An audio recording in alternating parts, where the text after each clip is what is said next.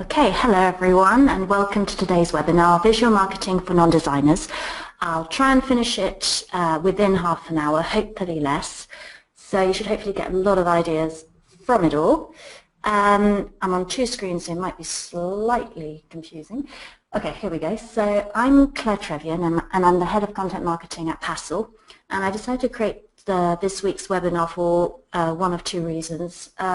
Firstly, it's something that has been asked quite a lot, like how do I create visual content when I'm not a designer, when I don't understand how Photoshop works and so forth.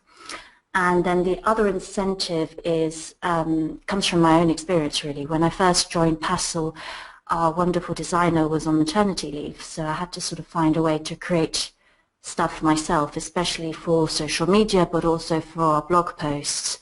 So I tried all sorts of tools. I look back with slight embarrassment, I suppose, at some of the earlier infographics that I created. And in the end, I alighted on two particular tools, which I'll be sharing with you today, and I think that they are wonderful. And I'm sure some other tools will come along later that I'll also fall for in the same way, but for the moment anyway, these are at the top, so I'm really excited to talk you through these, and hopefully they'll be useful for you as well. But first of all, I should probably talk a little bit about why you should use visuals for your marketing in the first place. You only have to do a quick Google to sort of see amazing statistics for visuals, particularly with social media. I found a statistic, for instance, that said that content with relevant images gets 94% more views than content without relevant images.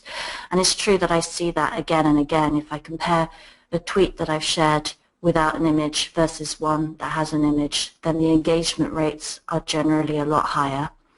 And then another statistic that I thought was particularly relevant was that when people hear information, they're likely to remember only 10% of that information 3 days later, unless a relevant image is paired with that same information, in which case they retain 65% of that information. I mean, we are visual creatures. Since the 18th century, you could say that, especially. That is the way that we retain information. That is the way that we express ourselves. So visuals are very important. And this webinar is particularly going to be focused on creating visuals for social media. Partly because every social media platform has become visual. Now, obviously, at the bottom of the screen there, you can see the logos for SlideShare, Snapchat, Instagram, Pinterest, and YouTube. Now, visuals are the raison d'être of those particular social media channels. There's no way that you could really engage with them without using visuals. But even those where you might not traditionally think that they are visual, so the ones at the top like LinkedIn and Twitter and Facebook, these have all become incredibly visual. So LinkedIn, for instance, has acquired SlideShare, which is a social network for presentations if you haven't encountered it yet. And anytime you visit LinkedIn and you look at that main feed, just look at what kind of content is being shared and commented on the most, and it'll almost always be a video or an image that is funny or informative or thought-provoking. You can't separate the two anymore. And even when you haven't shared an image, you'll find that most of these networks now have previews of their link. So, for instance, if you share a link on Twitter, it will generally come up with a little preview box which will show an image that comes from that blog. Ditto with Facebook and LinkedIn, so you can't avoid images entirely. If you don't do that, then the thing that will get pulled up will probably be either a complete blank or maybe a distorted version of your logo or maybe something else that you don't want associated at all. So take back control, really. That's the important thing here. So as I mentioned, I'm going to particularly concentrate on creating visuals for social media, as those are often the times where you might not want to bother your designer if you have one, because you want to create something that's reactive and fast, and you can't go through a whole process necessarily. Now, there are good ways and bad ways of doing that, of course, and I would recommend, if you are in charge of your social media channels, for instance, to get access not only to your brand guidelines, including the colors, but also have various versions of your company logo and any other relevant image. So that's really, the first step. Have a folder with all of these things, and if you can, try and get PNG versions of the images with a transparent background, which means you can overlay them over any background. As I have done, for instance, this example that I'm just sharing here are different versions of marketing material for our previous webinar, which was given by my colleague Chris. And as you can see, I've used these little superheroes that we use for all sorts of promotional work at Passle. And I have them here as well. I was able to put them into our PowerPoint. So it just shows like how easy it is once you've got that version to put it anywhere that you want. And here I've got the codes for our Passle Orange, for instance. It's good to have them in both of these versions because sometimes whatever reason you need that particular color for, they'll require it in one format like the hex or the other one. This means red, green and blue, by the way, in case you are wondering. So yeah, it's very important to be prepared if that's the case. And once you've got all those things, and once you know what is okay and what isn't, then you're pretty good to go. But what is this visual content for? I would say there's three main reasons why you'd want to have visuals.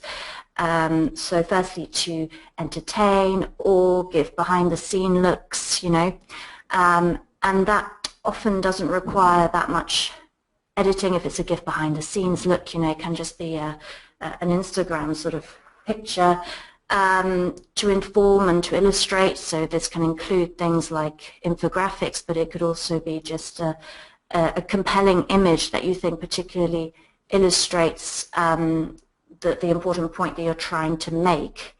And that includes GIFs, by the way. And then finally, to join a wider conversation. So if there are celebrations, events, and all that kind of stuff. You can plan for these in particular. I'd really recommend creating these images in advance and scheduling them to appear earlier on in the day so that they have the best chance of being seen. I'm going to mostly be talking about static images today, not videos or GIFs. But I could make a separate webinar at some point for that. There's already enough to cover, I think, with the image side of things. Okay, so these are two tools that I highly, highly recommend for creating quick visual material. And they are Pablo and Canva. And I'm going to talk you through each of them with a little demo. So this is a screen grab of Pablo. Pablo is owned by Buffer, which is a social media manager.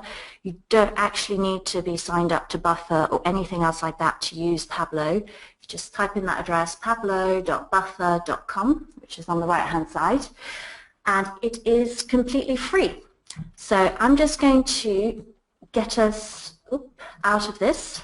Let me just get my mouse onto the right screen. There we go. So this is Pablo here. So as you can see, it's nice and simple. You click twice to edit the text. So generally, this is particularly good for quotes. So I'm just going to do a nonsense one. I'm just going to put la la la la. I'm going to sign it with my name. There we go. And you can justify it whichever way you want. You can put a different color if you want to. I'm going to stick to the white. You can make it bigger. You can italicize it and bold it. And there's all sorts of fonts that you could go with, such as Cody Star. And once you're happy with what it is, okay, but a slightly ridiculous one here, you can move it around wherever you see fit, which is great. You can also change the background image. So Pablo has got loads of stock images here at the ready. So you just click on them and it changes that background. And if you're not happy with the choice, you can also search in their huge library. So because I've gone with la la la, I'm going to type in singing. Let's go for this one. And you might not be happy how it's positioned, so you just click reposition and you can move it around. You can make it bigger, so there we go. child that's singing charmingly. It almost looks like it's coming out of his voice. So there you go, you kind of got an image. You can sort of set it up. At the moment it's set up to be usable on Twitter and Facebook, but if you click here, it becomes an Instagram size. So you can move it around again, or you can make it a Pinterest sized post. So I'll go back to making it a Twitter sized post. You can also change how the background image looks. At the moment it's on a light contrast, but I can make it a heavy contrast, or I could make it a heavy blur so you can't quite tell what it is. You could tint it. So if traditionally your business has a particular way of creating images, so sort of more blues, more reds and so forth, you can make it fit within that. The other thing you can do to make it more on brand is insert a logo or graphic. It's really easy to do. So here I'm just going to pick a version of our logo, and it should appear. There we go, there it is. It's looking quite tiny there, but I think, whoop, you can make it bigger. Whoa. Really bigger. You can hide it if you don't want it. You can replace it very easily, so I'm just going to put it here. So this is looking quite interesting. You've also got other options here. If you see the bit where it says text, you can add a header and a caption. You can just remove them. And if you don't know what to say, you could click on add quotes and you'll fill it with an inspirational quote, as it does here. And if you click these arrows, it'll come up with other ones. So it might be that your audience is really into inspirational quotes, in which case you might want to create loads of these. What I tend to use them for is when I'm sharing content from the Passle network, I'll pick a really arresting sentence from it and I'll put it in there. And then I click on to share and download, send to Twitter, and it adds it to my buffer queue, basically. And then I can just put in the actual title of the text with a link, and it will keep that new image attached. I'm not actually going to do that this time. If you're not using buffer, you could just click download and save that image and then put it with whatever social media manager you have. So as I said, it's completely free. They've also got different templates here if you need inspiration for how to create something. So yeah, that is Pablo. Now let's go back onto our slides. Here we go. So the advantages of Pablo are it's really quick to use, especially if you are a buffer user. It makes it integrated with everything else. It's really ideal for quotations. You can do a few things like adding your logo and managing the colors to make it fit with your brand to an extent. The fonts are obviously quite limited in their choice and you can't upload any specific ones. It's really ideal for Facebook, Twitter or Pinterest, and also Instagram now.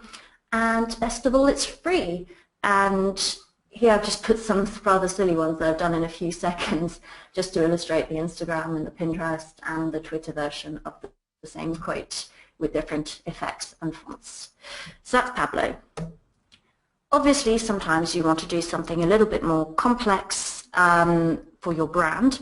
So this is where Canva comes in. Canva is brilliant, as I'm going to show you. So this is Canva. It's also a desktop sort of browser-based sort of visual creator. Both of these are, both Pablo and Canva.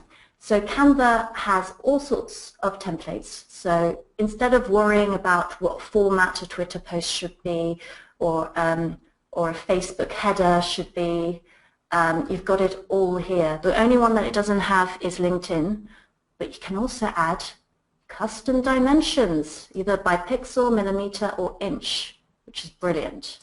So whatever you need to design, you can do it in the right format. So I'm going to go for a Twitter post this time.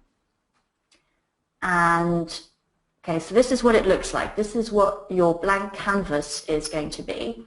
And there are a lot of templates, as you can see. Some of them are free, such as this one. Other ones are paying. And the paying stuff is really cheap. You can see it because it comes up with a little dollar. It generally means you've got 24 hours to edit and re-download it, and it costs $1. $1. which is perfectly fine. So yes, it's got a lot of ideas for designs here, and they keep on adding new ones seasonally. To edit this stuff is really easy. You just have to click on each element to do whatever you want with it. So here I can just change the font to whatever I want. I can change the size. I can change the color. You can really go for specific colors. Remember that text code I was showing for the Passle orange? That's where I could type it in if I wanted to.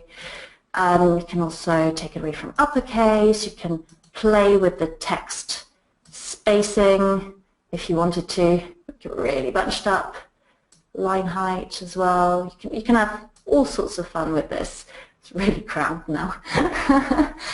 The other thing that you can do is it's got a lot of things like free photos, for instance, which you can add to your design. Generally stretching it so it's beyond means that it'll go to the background, but there is one already here. Delete. Ooh, there we go. There you have grids, you've got frames, you've got shapes, all sorts of things. The thing that is really brilliant about Canva is that it has a section for your brand's kit. So here you're able to save all your brand colors. You can have even more if you have more. You can also save your fonts, so you can dictate what's going to be your font for your heading, your subheading, and your body text, including the size. And this is really good, you can also upload fonts, which is really great. So it means that when I'm creating something and I add a text, it's automatically going to be the right font for my brand, which is just such a time saver instead of having to change it all the time. And when you add other elements such as shapes, for me it comes out in the Passle orange, which is just great because it saves, again, a lot of time. One thing that's quite cool about this as well, you can put it back, you can put it forwards. You can also play with the transparency, which means that you can have quite a busy photo in the background and still make the text readable, which is wonderful. And another thing that's great is that there are lots of folders where you can keep, for instance here, all sorts of images. I've got a folder for logos, so I keep all the Passle logos and other useful images, such as this superhero guy. Yeah, or like an example of a Passle post and so forth, which I've all taken off my designer. So yes, it's a huge, huge, huge time saver. And then the very clever thing is, at the moment it's in the format of a Twitter post. But if I wanted to, I could change the dimensions, say a Facebook post. Or I could save several versions and just select what I want it to be in. So Pinterest graphic perhaps, maybe a Kindle cover, why not as well YouTube thumbnail, And when I click abracadabra, it opens all these different versions of it. So here we go, that version, this version. This one's good for Pinterest, this one's good for a Kindle cover, and this one's good for a YouTube thumbnail for a video. So yeah, it saves a lot of time, makes it really, really easy. Okay, so let's go back now, this direction. Here we go. Okay, so these are the advantages of Canva, to summarize. There are templates for most social media networks, and then the ones that there aren't, you can input yourself the exact dimensions for it. And if it's not right, you can easily change the dimensions to a different one. You can save your brand fonts, your colors, your logos, and more to it. It's really great for teams. That's the other thing I didn't mention, but you can add other people to your team and then show them and share your designs. So again, you could get your designer on board for it, and they could create stuff that you can then modify as you need to. And then there are loads of layouts if you are lacking in inspiration, which is great. Another thing that Canva does, which is great, is that they have a website called designschool.canva.com, which has lots of tutorials. So again, if you are not a designer and you just want to know a little bit more about what works and what doesn't, that's what it's there for, really. So let me show you. So this is design school, and it's got lots of different things like getting started. There's a section on fonts, colors, images, backgrounds, and so forth. So I've opened one which is on color relationships, and as you can see, it looks exactly like a normal Canva thing, which is quite fun because you get to apply things yourself immediately. So always on one half it says learn, saying complementary scheme is made using colors that are opposite each other on the color wheel, and then do, where it tells you to change the background to the color that is opposite yellow on the color wheel, which is really fun. So then you go into this and you're like, ooh, what's opposite on the color wheel? Oh, it's this. And then there you go. And if you're stuck, you can click on Need a Hint and it'll give you lots of new insights and ideas. Okay, so that's that for Canva.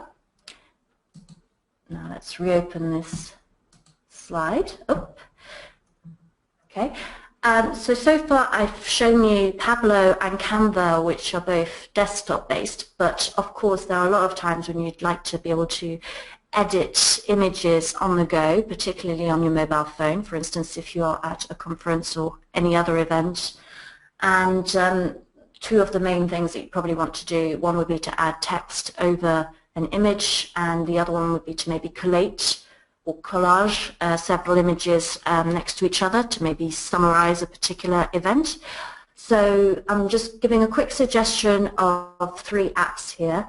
Overly and WordSwag are both great for adding text over images, and Layout for Instagram is really easy for putting several images onto one thing. There are so many other apps of this kind, so it's really about just playing around and finding one that you get on with, because everybody's a little bit different with these things. But everything else you could do on your desktop with more time. And then of course do not underestimate the things you can do with Instagram itself. It's a pretty good photo editor. You might think of Instagram as just being you know, a social media network where you can add different filters to your images, and it does do that, but you can do more than that too. You can crop your images, you can make them brighter, lighter, fuzzier, and so forth. There's actually quite a lot in there, and they're still adding more to it. So that's it really. I hope that made you want to try Pablo, and Buffer too, and Canva. If you have any questions, please do drop me an email or tweet me, and I'll be happy to talk you through anything. Okay, have a lovely rest of the day. Thank you very much. Bye.